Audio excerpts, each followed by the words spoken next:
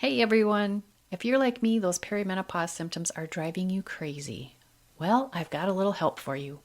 All you need to do is go to my midlifewithcourage.com website, and a little box is going to pop up that's going to ask you if you'd like to get my free ebook called Balancing Your Hormones.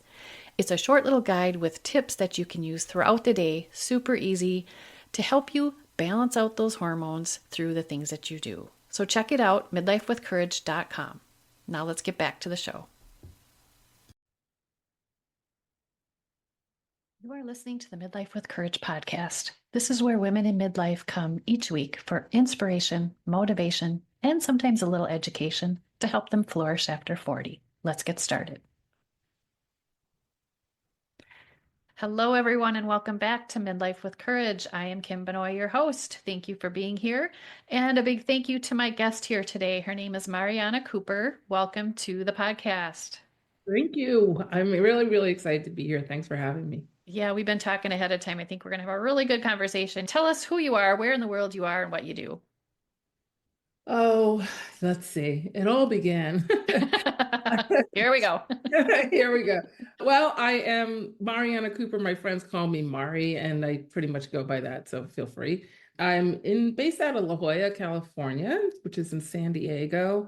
And I really focus on helping people to rediscover the full suite of energetic abilities that they're born with and to catch those up with all of their physical and logical and mental abilities so that you can fully integrate and live that passionate, happy, magical life that you really want. Because most of the time, pretty much all the time, we're running on empty on one side of our what I call our dashboard, and we're over amping on the other, which then creates a lot of stress and a lot of drama and et cetera, et cetera. And it just wears us down because we have a whole set of tools that are meant to be accessed, but we haven't been. So I really have been focusing my work on helping people to discover that and master that, get fluent in that, and then apply it to all the important things in their world. Yeah, I love it. And we are definitely going to talk about the book and what's in it because I've read it and I'm like, well, I got to ask her all this stuff. But first, before we get into that, why don't you share with us a time in your life when you felt courageous or you showed courage? Oh man, I have so many because I'm old now. I love it when people say that. I don't know which one to choose. That's Yeah, amazing. yeah. I think I would say the biggest, the one that comes top of mind, so that's probably what Spirit would want me to say, and most relatable one, is when I made the decision to leave the East Coast and move to the West Coast.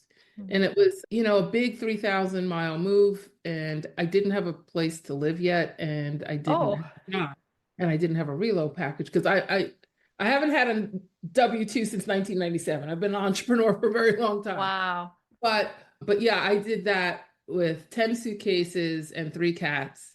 And I made a decision. It was one very dark, wintry day in Jersey. I would always go to the gym at night. I'm very much a night person, not a morning person at all. So I'd go to the gym at like 9 o'clock at night. And I was coming home one night, got on my driveway, and there was black ice, and it was 1 degree out, and the wind whipped around my house, which was like this 100-year-old Victorian, whipped around the house and bit me in the face. Like it was just so cold. And I know you're in Wisconsin, so you know what I'm talking about. I know And that feeling well.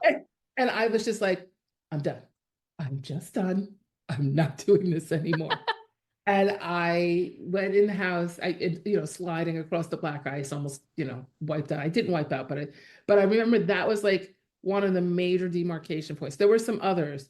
We can potentially get into that later, but at that point in my life, I had just finished writing a book, my first book. I just finished writing the manuscript, which I had been procrastinating about. And I had been watching a little bit too much Kardashians and Real Housewives of Beverly Hills.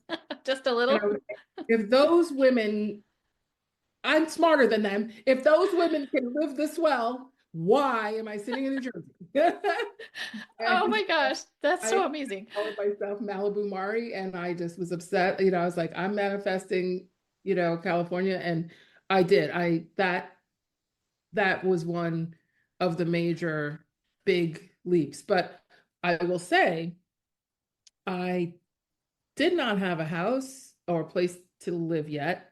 I have a horse. I loved horses. I've had horses all my life. At that point, I didn't have a horse. I was in between horses. And I flew out to California. I actually rented a townhouse for a week so I could pretend living there as opposed to living in a hotel. So Oh, I could okay. feel, because you put on a different hat if you're in an actual house than if Right. you're in a hotel and everything's sterile and lobbies and room service and all that. And so I did that. The first thing I did was to find the horse community because that's just what you do when you're a horse girl. Hmm. Because eventually gonna have to go to a barn. You don't want to put yourself somewhere that's gonna be too far from all the barns. So Right. I ended up meeting this one woman, and she said, she's very friendly, very kind. She says, "Come down, meet my horse, blah blah blah." And I did. And she says, "Why don't you come over for a barbecue? And I'm gonna bring a few friends." She brought 30 friends, and I was like, "Oh my Oh, God!" And she was this one of those hospitality kind of people. She says, "You know what? Why don't you just come and stay here?" And it's so hard to find a place when you're 3,000 miles away. Just come stay at my house. And then when you can look around and you're on the ground, your boots are on the ground and everything. And,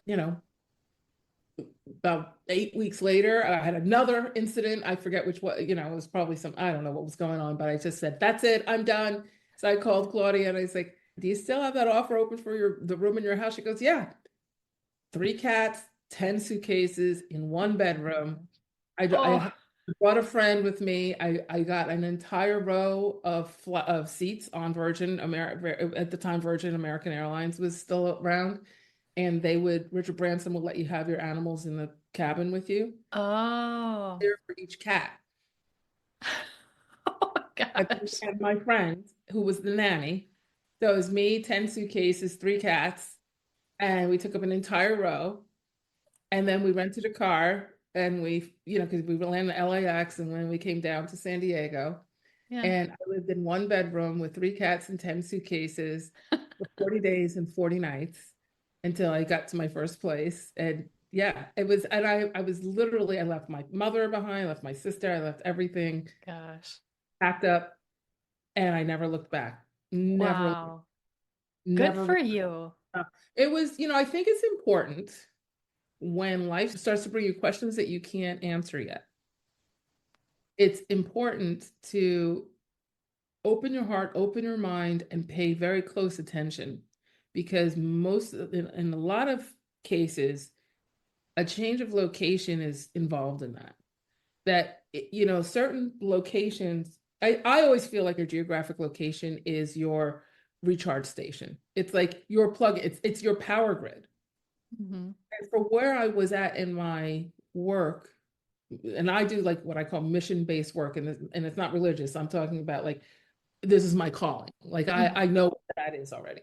So my calling, I could not go further in the energy of New Jersey.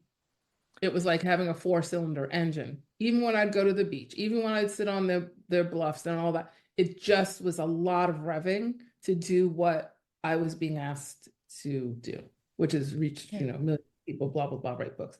Yeah. So after a lot of fighting with my spirit guides and arguing and bargaining and losing all my battles, I ended up here. And as soon as I got here, my work, it was like being given a V12 engine. It just like Uh, the same, like if I did a reading for someone on Jersey, mhm. I'd have to sit outside, I'd have to be near a tree. Like it was just a lot of revving. You'd have to work I for it a couldn't little do more. yeah, yeah. Not that I couldn't. I would just feel claustrophobic. I just feel when I got to California, I could do them anywhere. Even though I did go to the beach and I would always sit at the beach because it was nice to do, there was a cycling of energy and sitting on the cliffs and where the bluffs meet the ocean. And there was just this intense, like I was being charged and expanded, not just maintained Hmm. in that energy, you know?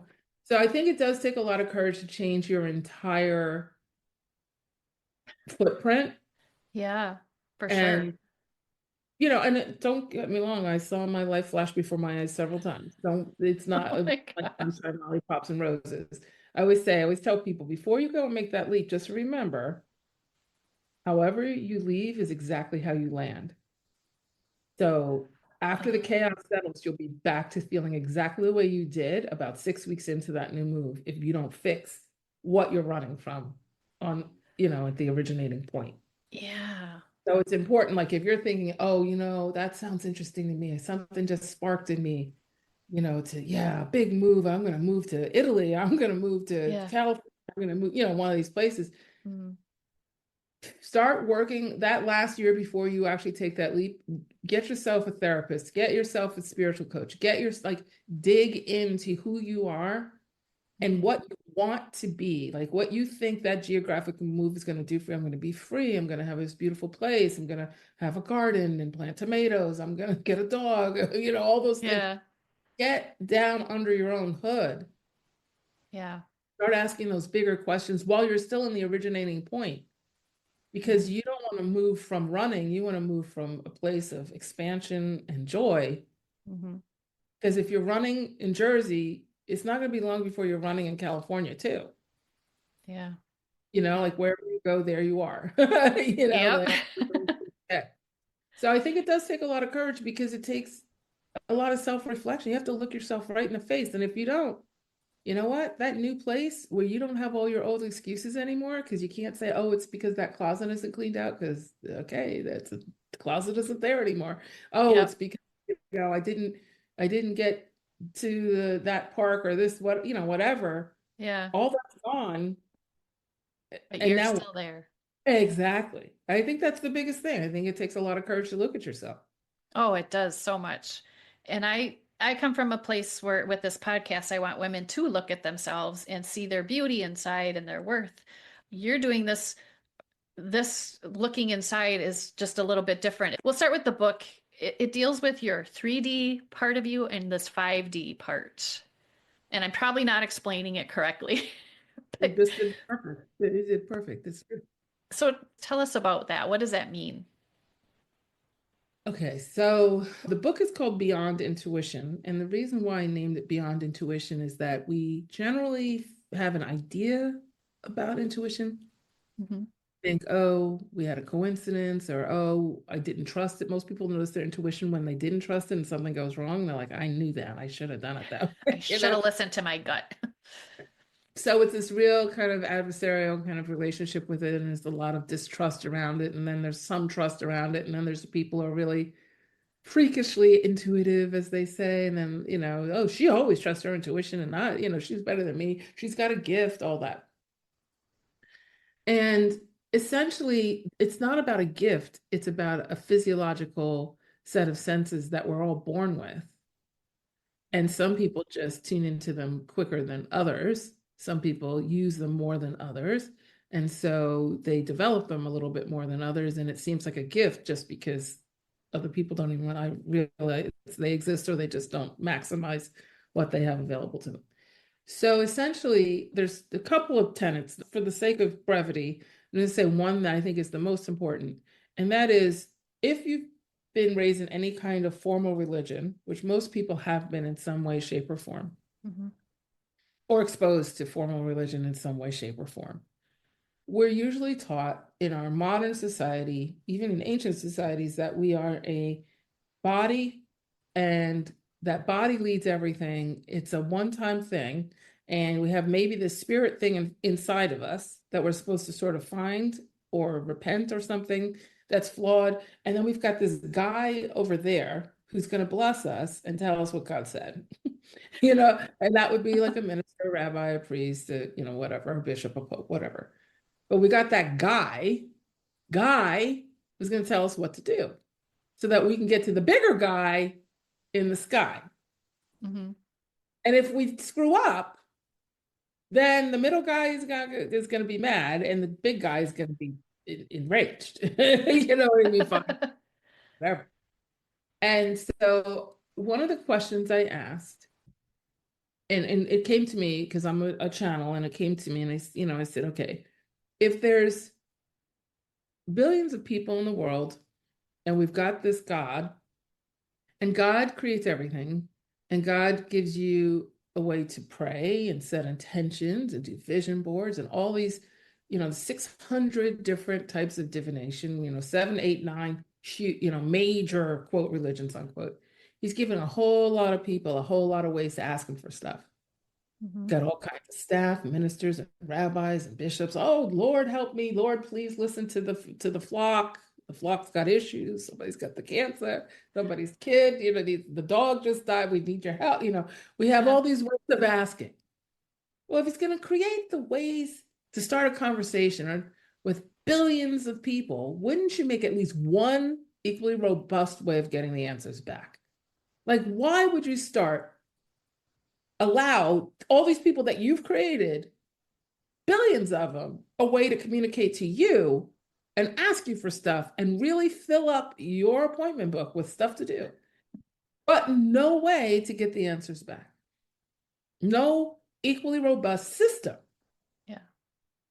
And where are the tools? Did only Jesus have them? Only Moses? Okay, we got a burning bush, a crucifix, we got a garden, we get, we're praying in the middle of the night, we got tombs, we got lightning bolts, we got a couple of angels. Like, what the hell's going on? Like, it does, what I mean? Why are like two guys that have the way to get the communication and the rest of us don't? Like Jesus, Moses, like who else? Who else got the message? Like, honestly, like, I mean, if you know your proverbs and your scriptures and all that, I'm sure I go, oh, there's all kinds of people. Well, she got a message, and well, she got a message, but they get one. Yeah. That doesn't make sense. And then they're pregnant. You know what I mean? Then they're pregnant, King of Christ and all this. So, like, okay, this just doesn't make any sense. Mm. And if you go to any other country, clearly, when you look at Italy or France or any of these other, Prague, any of these, they're all built around religious churches and steeples and all this. So there's something to it. Right. These were built 400 BC, the ruins and all this, and there's a church. It's still standing somehow, So something to it. So I started down that path of, okay, so what's the language of answered prayer? Mm. And the language of answered prayer starts in your physiology, not in your psychology. It starts in your physiology. We are all born with an energetic aspect to our physical bodies. Our physical bodies are literally just meat suits that if we did not have animating energy within our bodies, moving through all of the circuitry, which is mostly space and not so much matter, in every cell, you have a round cell, you have the nucleus of the cell, and you have something in the middle. Mm-hmm. Right? In the cell, you have the cell membrane, you have something in the middle, but there's a whole lot of space around it. Yeah. Every cell has space. Every cell actually has more space than matter. What fills up the space is your animating energy. Your animating energy is a frequency that makes it so that we talk. It's our soul gets into a body car, which is the body. Mm-hmm. And it drives around in a lifetime, right? Mm-hmm. So it's not the body first with the soul within it. It's the big giant ball of energy that you are in frequency. And then you decide that you want to have a physical incarnation. So you allow a portion of yourself to animate a body. And the rest of you stays outside of that body as the navigation system. Interesting. So within that body, you get a dashboard of tools to work with while you're driving around in your physical incarnation in this body car. And half of that dashboard is your 3D, which is your third dimensional and below your physical abilities. So your physical senses, taste, touch, sound, and all that. But also your intellect, your ability to analyze, like so your intellectual abilities. It's governed by what we call your mental mind or your 3D mind, which is really built to focus on the past and to focus on what it's seen other people do before, because it's there to keep you safe and to be the logistician for your walk around the planet. So that's your 3D side, governed by your mental mind. Your mental mind cannot come up with any of its own new ideas. It's focused on the actual physical experience that you're in and getting you from point A to point B in your day. On the 5D side, so the other side of your dashboard, you're equipped with your energetic senses. I call them your travel-sized versions of what you have when you're not in body. Okay. So when you're just your energetic self, in between lifetimes, you can do all kinds of things. You can telepathically speak, all this kind of thing. So we have travel-sized versions of that were meant to carry 80% of the load while we were here. We weren't meant to be stripped of everything we could do non-physically. We were meant to incorporate it. so that we can have physical experience with the energetic expansion. Because it's why come if you're just going to stay the same? Right. If it's too hard. I mean, come on, all these lessons, all these things were put through, and then what? It doesn't make sense. So on that side of the dashboard, which we call fifth dimensional energy and above, 5D, we have our ability to energetically communicate. We have our ability to manifest, which is bring things from our non-physical side into our physical experience so we can have our tools and things that we'd like to experience here. We have our ability to self-heal, energetically heal. Mm-hmm. And that whole side of the dashboard is run by what we call energetic infrastructure. And the physical side of the dashboard, the 3D side of the dashboard, is what we call physical infrastructure. So in non-physical, it's no time, no space, no linearity. Everything's in the present moment. You've heard this, Mm-hmm. right? Mm-hmm. When you talk about energy. But on the physical side, the infrastructure for how we work is time and space and linearity. Yep. We also have all the negative emotions on the physical side. Negative emotions don't exist on the 5D side. There's no blame, shame, guilt, fear, anxiety. That's only on the 3D side. It's only on the physical experience side.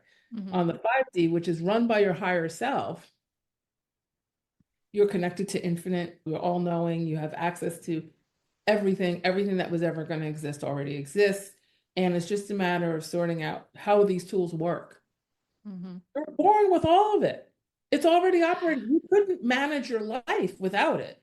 You just Yeah. don't know how to label it. And you give that aha moment credence to being smart. Oh, it's because I went to Wharton. That's why I had the aha moment. No, no, that's not the reason why. Oh, it's because I didn't go to an Ivy League school. That's why I get aha moment. Nope, that's not the reason why either. You know?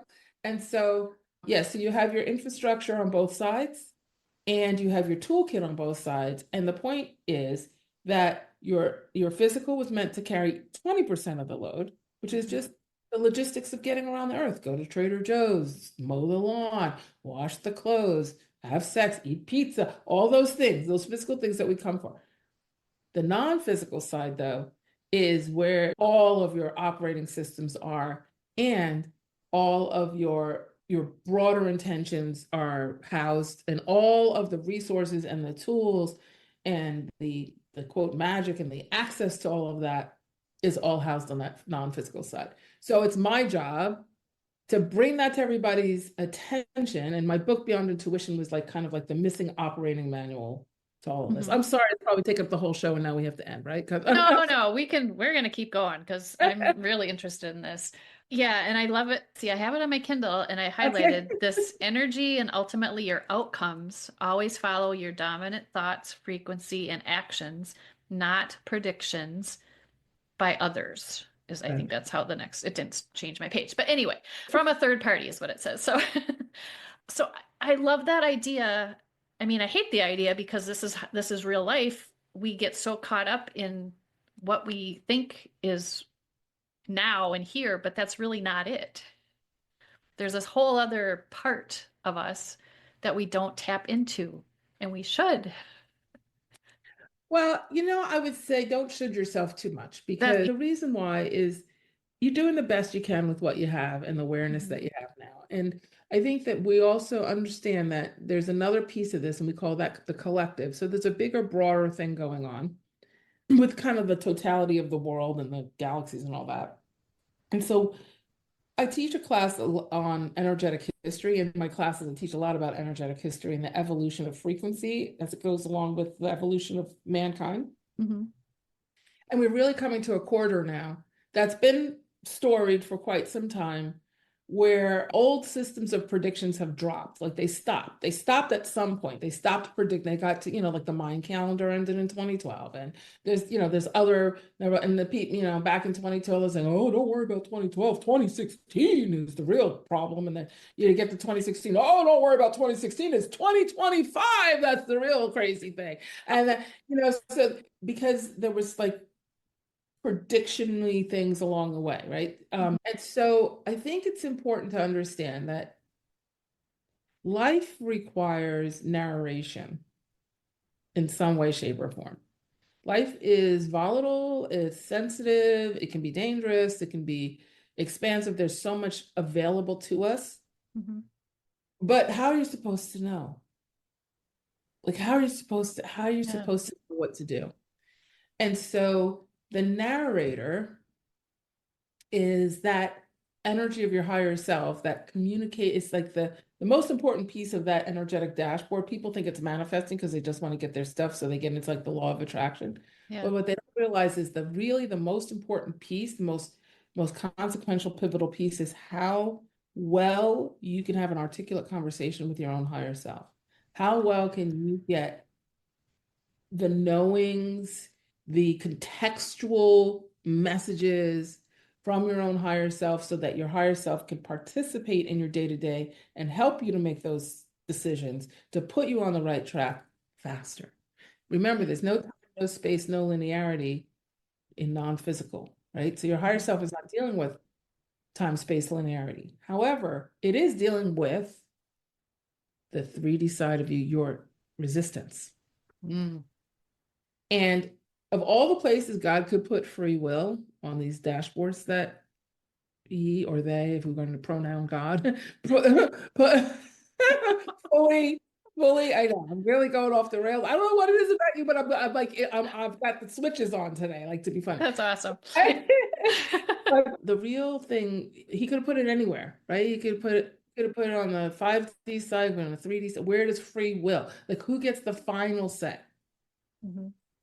And you would think that your 5D self that has all knowing and all the things and knows the best thing and knows all the shortcuts and knows all the solutions and knows all the, your next trip to Tahiti and when you'll be able to afford it and where your lottery winnings are and all those things, where your husband is, where your wife is, where your girlfriend is. Why wouldn't they give the higher self that? Because, hey, they know the best outcome. No, because it's not the higher self's primary journey. It's the 3D side is the journey. It's the journeyer. Mhm. And you're the one going through the pain and suffering on earth, right? Or the 3D experience on earth, not all pain and suffering, obviously, and Yeah. pleasure. So free will is put on the 3D side of the dashboard. So you can always say no. Hmm. And your higher self then has to sit and wait. It Uh, can't go around your no. It can't go around your resistance. yeah. So the whole object of our game is to start to be able to, your intellect will let things in if it can understand it and normalize it, right? Yeah. So your 3D side, your mental mind is just saying, help me to understand, help me to make sure that other people have done it too, so I feel safe, and then we can call it normal, and then we can say yes. Your higher That's self is like, hey, we've got this really great idea, and your lower self is saying, have I heard of it before? No, because it's from your higher self. It's from your infinite side. It's the okay, so can I be called a genius if I accept this? Well, it may not be a genius territory, but it would be in happy territory. All right, well, I don't know because it sounds too good to be true. Okay. So all of the angels they had lined up to send you the stuff and all the things, exactly. All the angels go, okay, go back. She's in the mud pit again. She's just fighting with herself. So we're just gonna go back and play card. We'll let you know when you should come back because we've got work to do because she'll say yes at some point, maybe, and yeah. then all the Oh angels and man. guys sit in. It's like a firehouse waiting for something to do. They're all Yeah. really Yeah. You talk in the book, you gave us a way to catch that, to channel that. And I tried it. I'm not very good at it though. I have to keep working at it. Do you want to talk about that a little bit? How we can kind of start listening to those? the best way to kind of give a snapshot of that is the anatomy of the aha moment and how the idea of the aha moment is very intriguing to people because they know they felt something Hmm. and they felt it both physically and non-physically at the same time, which is why it's an aha moment and not just a moment, right? The aha is because you felt something that came from the other side, like you that came from a higher dimensional frequency. Yeah. That's why it's aha. Otherwise, it would just be like, oh, that was a moment. Uh-huh. That was really great. I love painting that picture in the sip and paint class. That was great. Right. But if you go into the sip and paint class and you had just gone to SeaWorld, which was your mother's favorite place, and she passes away, and then the lady at the front of the class says, let's paint some dolphins. In fact, SeaWorld just sponsored our class. Wait, what? Now we've got like a connection, right? It's like something Yeah. that would never know. And then it's something I'm physically experiencing, and they kind of French kiss, and there we are. We have the aha moment. The way that the aha moment breaks down, though, the reason why it is what it is because it combines the physical and non-physical. Mhm. When your higher self is sending you a message, your higher self is sending you at least 100 messages a day. Your higher self is not waiting for someone to have cancer, or someone to die, or someone to go broke, or you need a bill you can't pay, just to participate in your life. It is involved in everything, whether you should buy the pink Stanley cup that I have sitting next to me or not. Whether you should put on black pants or blue pants, all these inconsequential, every question you ask yourself has a physical and a non-physical, a physical and a frequency Mhm. aspect. Whether you're going to have grapes or strawberries, your body is whispering, I need the grapes, or I need the strawberries. I need the tannins in the grapes, or I need the potassium in the strawberry. And that's what you'll lead to. Or red is really going to help my root chakra, whereas purple would help my crown, and my crown's pretty developed. I need the root. Like you may not think all of that in your Yeah. conscious, but your body knows, okay, this chakra's off. You know what? Tell her to eat some strawberries. Tell her to wear a red shirt today. Tell her to wear an orange shirt, that kind of thing, right? So it's Yeah. involved in every thought that you have. So we have physical senses, and we have a whole suite of non-physical senses. So we Mhm. have our non-physical senses, we call those the four clairs. There's actually more than four, but for the sake of brevity, again, we have clairvoyance, clairaudience, clairsentience, claircognizance. Clairvoyance is energetic sight. Clairaudience is energetic hearing. Clairsentience is energetic feeling. Claircognizant is energetic knowing, like where you know something, you didn't know how you know it, but you know. Mhm. Your higher self always goes to those four energetic senses first before it goes to anything else. So the first thing, there's a message that comes in energetically. Now, simultaneously, as soon as that message hits, is sent, your body has a reaction because your body is a psychic antenna. It's animated by this frequency. So why wouldn't it? If you're getting something from the frequency and your body's animated by the frequency, it would make sense that your body would respond to the frequency that's shifting as it's coming into the body. Right. So the body responds by having goosebumps, truth, we call them truth bumps, having a little sense of lightness, a sense of heaviness, a sinking feeling, hair on the back of my neck stood up. Oh, I felt it in my gut. All of that, that's your psychic intent. That's your body saying, energetic messages in, mails in. It happens every single time. You never get an energetic message without a physical response. So a lot of time you may not get truth bumps on every single thing that you think of, but you Mhm. will get a sense of lightness, like, oh yeah, strawberries feel better, or in a sense of heaviness. Oh man, I shouldn't have eaten those blueberries. They were so acidic today, or they were so bland. I went against what I knew I should have had the strawberries. Yeah, because your higher self said have the strawberries, but your mental mind, free will, I'm gonna have the blueberries because they were on sale. Then the blueberries take like mud. You Oh, know what I'm saying? You say you go yeah. back, "Oh, let me grab a strawberry before I go to work. Oh my God, this thing is unbelievable. Let me take three and take them for lunch." Right? So Mhm. that's, but your higher self weighed in. It weighed in. You just used your mental mind, free will to do the opposite, to resist. Right. So step one is the energetic senses. Step two is the physical reaction to those energetic senses. So that's your psychic antenna. Step three is your higher self will now reinforce the message it sent, if you don't know how to interpret it, or even if you do, with signs, symbols, synchronicities, and messengers. So you'll get a hunch about something. You might have a deja vu. You might hear lyrics of a song in your ear, and you say, "Oh, wait a second, that sounds like some advice I need, or whatever." And then you get this lightness in your stomach, or you get these goosebumps, and then throughout your day, your higher self will send you signs, symbols, and synchronicities. You might get a sign about something. You might hear somebody else talk about the same song, or it comes on again. You might start seeing 11:11 or 3:33 or 4:44, whatever. And often you will have somebody who you don't expect to start talking to you to give you what we call a longer contextual message. Oh, One of the problems that people have with all of this, and this is why so many people are stunted in their energetic growth and in their intuitive expression, is that they never get past the text bell. So when you see 1111, 444, you see a penny or a feather. Oh my God, it's a coincidence. It makes me crazy. It's just saying, oh my God, my text bell just went off. Somebody texted me. Didn't read the text. Oh Yeah. my God, the phone just rang. Oh, that's so fun. The phone's ringing. The phone's ringing. Didn't answer the phone. If you can't have a conversation, how do you answer the phone? Yeah. People are, oh, Marty, I saw 1111. That's great. Oh, I saw 555 10 times. Uh-huh. What does it mean? You're asking a third party what it means. Their higher self is trying to tell you what it means, right? Yeah. So Yeah. it's just that piece of this whole thing is just equivalent to the text bell. The part I'm talking about in the book and in my teachings is how do you get the actual message? Right. Like, how do you hear the person on the phone? Yeah. It keeps ringing and you keep saying, oh, the phone's ringing. When's she gonna answer the phone? We don't know. What century is it now? The 21st. Okay. Okay. All right. Do we have to do another lifetime before we get the message? I don't think so. I think she arranged it. Let me look at her files. I think she get messages in this lifetime. Otherwise, we might have to wait. You know, the last one in her line, we had to wait 10 lifetimes for this.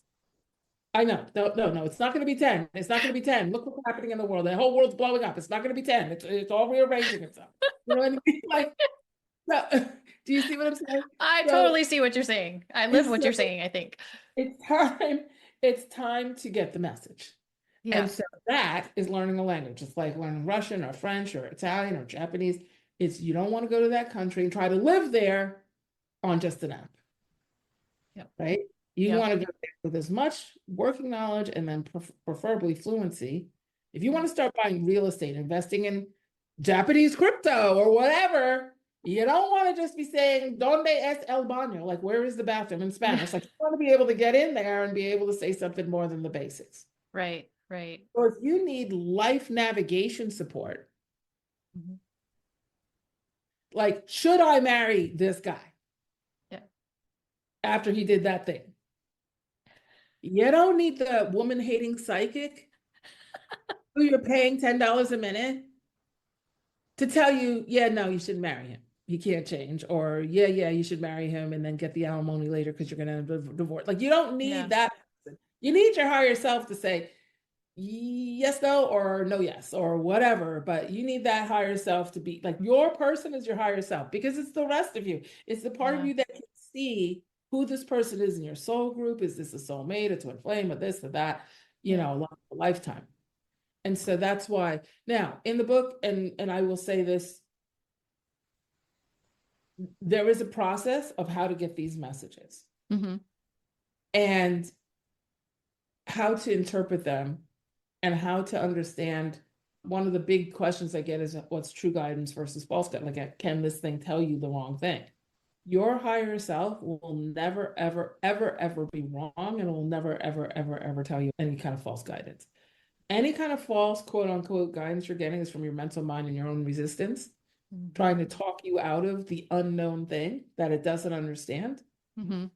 So it makes you say, well, if I see it, so and so says it, or I looked so and so, it didn't work for them. How's it going to work for me? All that's all your mental mind.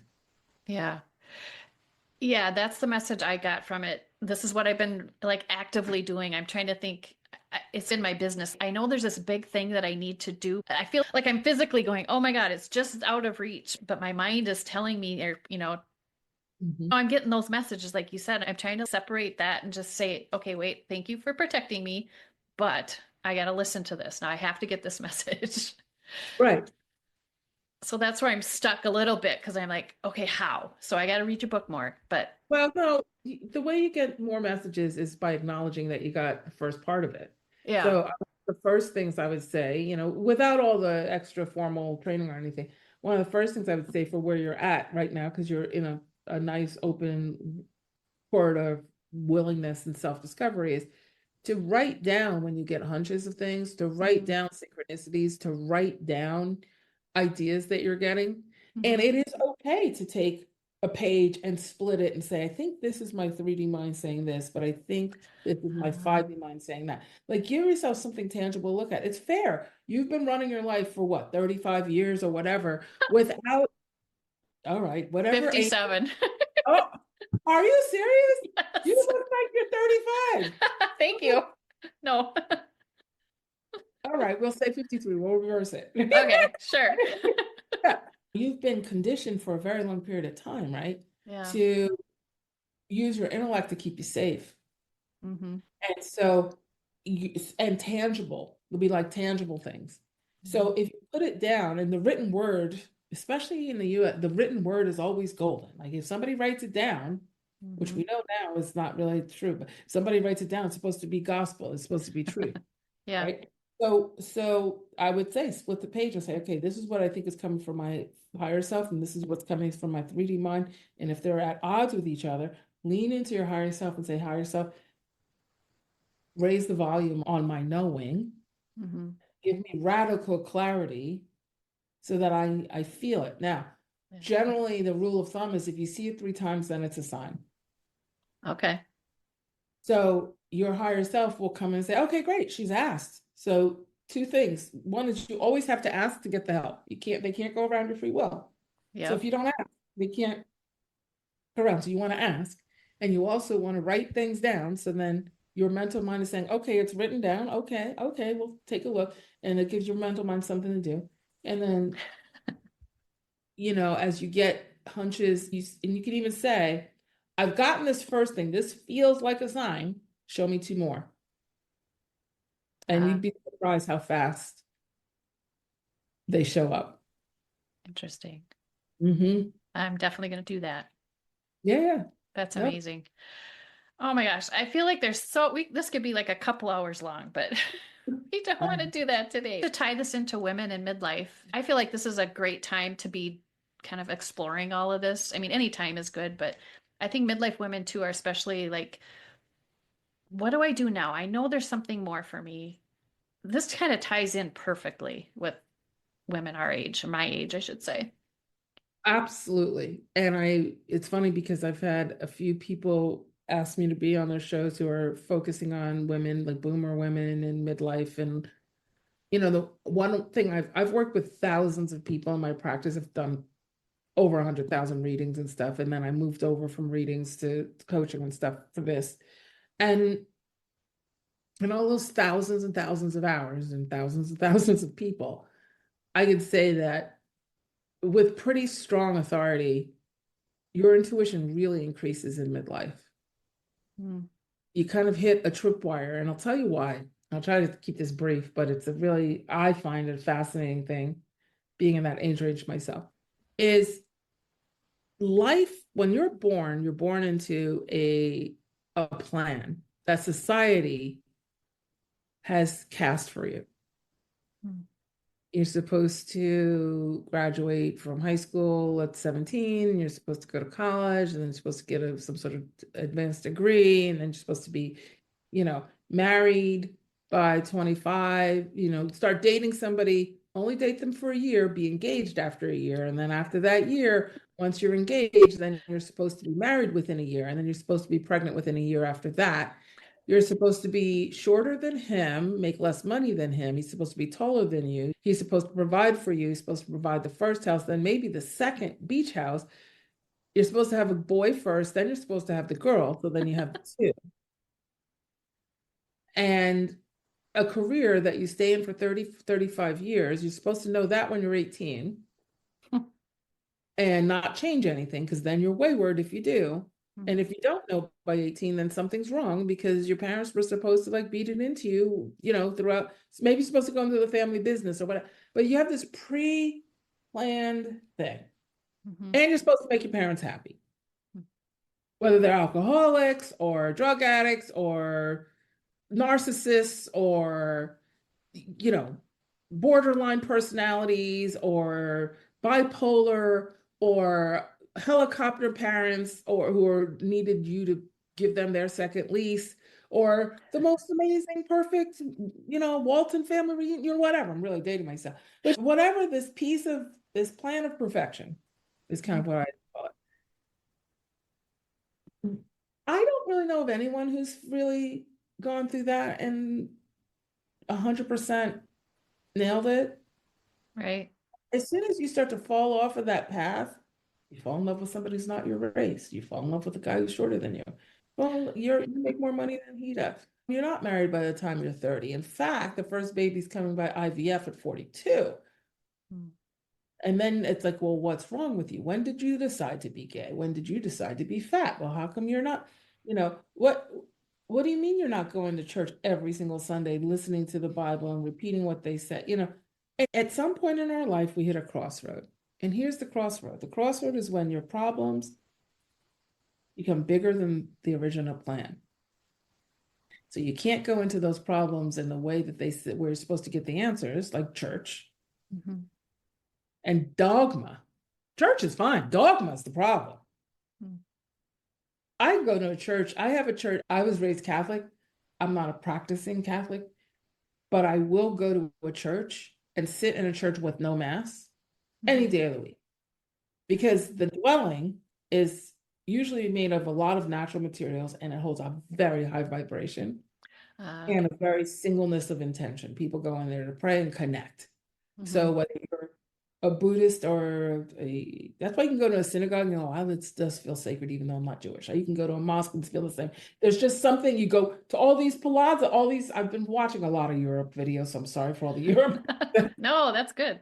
all the Europe, analogies, but you go to a cathedral in Europe, you're not the least bit religious. You're like, oh, if Jesus existed, it was definitely Oh, here. You feel it. I experienced that actually. My husband and I just took a Rhine River cruise, Oh, so you know exactly what I'm and saying. yeah, we went into the Cologne Cathedral, Oh, wow. and I said we need to just sit in the pews for a minute. And So, oh my gosh, all this energy just was like there. I'm like I was almost crying. It was just yeah. amazing. Yeah, that is frequency. So now you have a point of reference. So Yeah. whenever you get confused in your mainstream life, you go back to that moment because that's when like you and the divine kiss. But to your point about just to tie up because I go off on tangents, just to tie up about intuition improving in your midlife, it's because you literally hit a point where there's not enough engine left to solve the kinds of things that you need to solve going forward. So you start to ask a different set of questions. You start to say things like, there must be something more. Who am Yeah. I? Where do I fit in? Is this all there is? Why am I here? All of a sudden you start asking questions. What have those angels been waiting for? They can't do it without your free will. So they can't really help without a question. So you Right. find they say, well, let the time clock run out on all the old antiquated blueprint that was made in like 500 BC. And then they're going to hit their wall. She's about to hit the wall. She's 40. Okay, there it is. There it is. There. Boom. She hit the wall. Okay, everybody, she's about to ask the question. Oh my God, I can't solve this. Who am I? Where do I fit? Okay, everybody, and then your real team comes. Right. And that's really why it's especially women. Yeah. I have men in my classes too, and they're going through the same thing. A Sure. lot more men now than in the past. I bet. Yeah. Yeah. Yeah, because they're even worse. They're not allowed to express themselves. At least women are allowed to express themselves. Yeah. Yeah. Just thinking of my husband and how he is, this would be really, really tough for him to think about. But I might try it though, to talk to him about that. So, yeah. So the name of the book again is Beyond Intuition, and it's the missing handbook to mastering your energetic abilities for truly transcendent living. That says it all. Where can we get the book?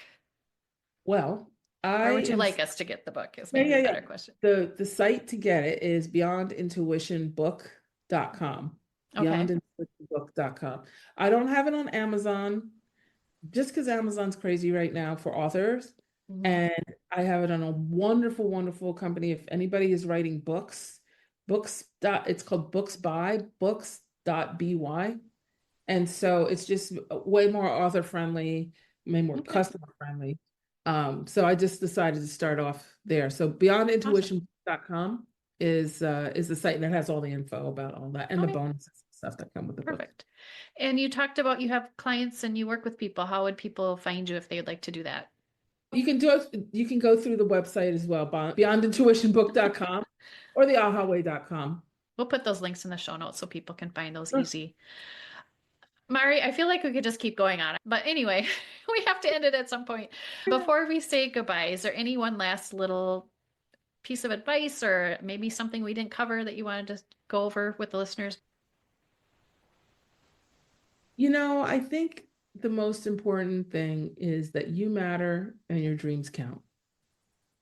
And I think that when we're in so many systems of living, that whole thing about mattering, and because we have so many things that come in front of us, our families, our kids, our animals, our, society, life, politics, all these things really can reduce that mattering feeling.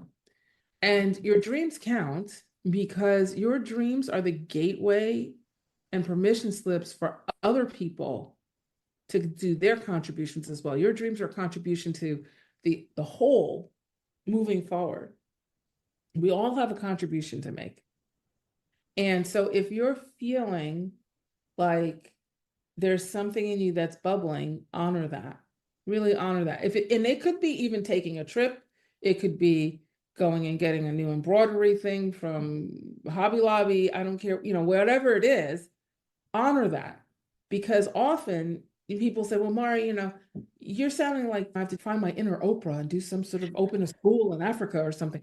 And, to some big legacy thing. No, the more joy you can infuse in your life without apology, the more permission you give other people to do the same. And can you imagine how well this world would run if everybody was able to work in their calling, be joyful without guilt, and without waiting for the other shoe to drop, have access to all of their energetic abilities and their whole dashboard, their whole warehouse of things that are waiting for them. If you're feeling like, I want to try ride a boat, I want to try ice skating, I want to try baking that pie that I saw on Barefoot Contessa, do it. Because that is a point where you connect to the divine, because you're connecting to the non-frequency, to the non-physical, because you're doing it because you're following a quote hunch. So you're being guided to something. And often, well, all the time, your higher self, and this last thing I'll say, your higher self is going to start with the inner child first, because that's the most open and available version of you that's closest to saying yes. Most of us are running around with our inner masculine running the show.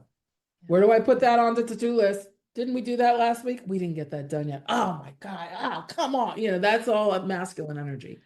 Yeah. The young child on us is like, oh, I'd love to try that. Oh, I'd like to try. Let's do it. Oh my gosh. Oh my gosh. Come on, honey. Let's sit down in the pew and listen to let's feel it. Let's feel it. And he's like, we have to get back on the bus because we're going to miss the bus to get back to the hotel because the boat. Okay, we're on a boat. You understand? The boat. Okay. One more deep breath. Let's just shut up. Just shut up. We got to take in the energy. That's the child against the masculine, right? Yeah. And so it's really important that you say yes to the play, especially in midlife, because you've put yourself aside for so many different systems, whether it's to finish your school or you get your marriage intact, or to help your kids through this or whatever, moving the house, all that stuff. It's so important that when you start to get those inklings of, I just want to go to Williams-Sonoma and look at pots for like 4 minutes. Okay. And then we can go back to getting the school clothes for the kids. Yeah. I just need to touch the pot. I saw it on Ina Garten the other day. I just need to see it in the flesh. Okay. Send the kids to the food court and go look at your pot. Yeah. Just do it. Yeah. You have to stay connected to your inspiration. Now remember, inspiration, you break that word down, in-spirit-shun. That's in the action of spirit, inspiration. Love Insight, the sight from within, put hyphens in there when you see the word in. Yeah. Put the word up and you'll see that it's an internal loop to divine along with physicality. Doesn't mean to bastardize physicality, and physicality is great. But they're interdependent. Right. So you matter and your dreams count. That's how I'll leave you. Love it. Thank you so much. I just love this whole conversation. So we will talk to you again. For sure. I'd love it. Okay. Thanks for having me. Thank you. Thank you for listening to the Midlife with Courage podcast. If you liked what you heard, I would love it if you would leave me a review. Or even better, send a link of this episode to a friend. Until next time, take care of your beautiful self.